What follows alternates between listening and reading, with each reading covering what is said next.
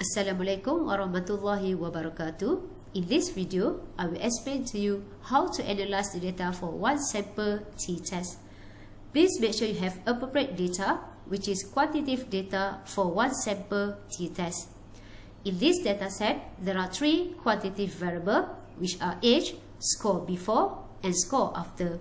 All these quantitative variables are appropriate.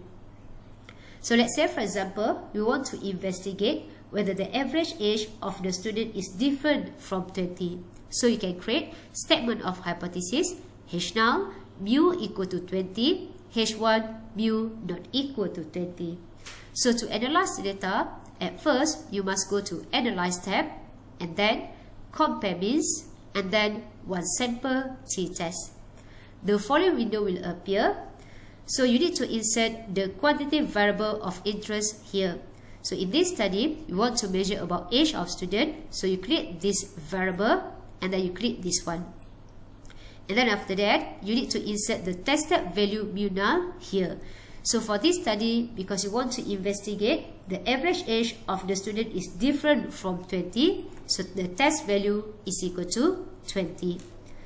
And then click option. The following window will appear. The point and interval estimation for the variable will produce here. The default confidence level for the interval estimation is 95%. So if you would like to change this value, you may change the confidence level here.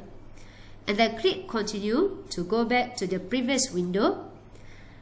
Let the other setting be as default, and then finally click OK to produce the result.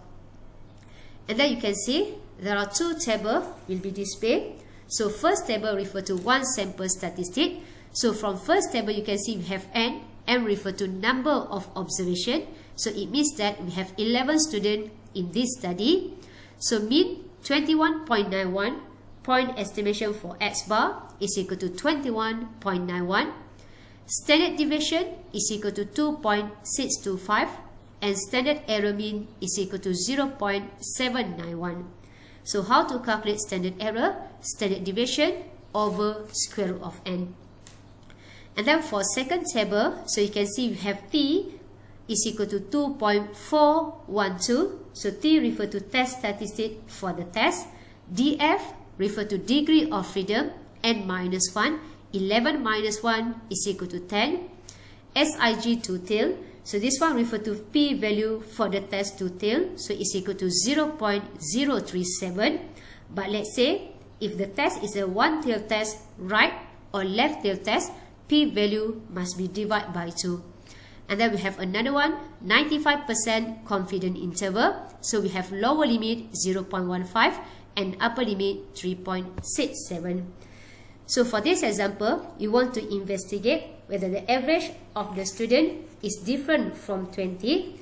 So because the p-value is equal to 0.037, so you compare with alpha 0.05. So since p-value less than alpha, reject H0.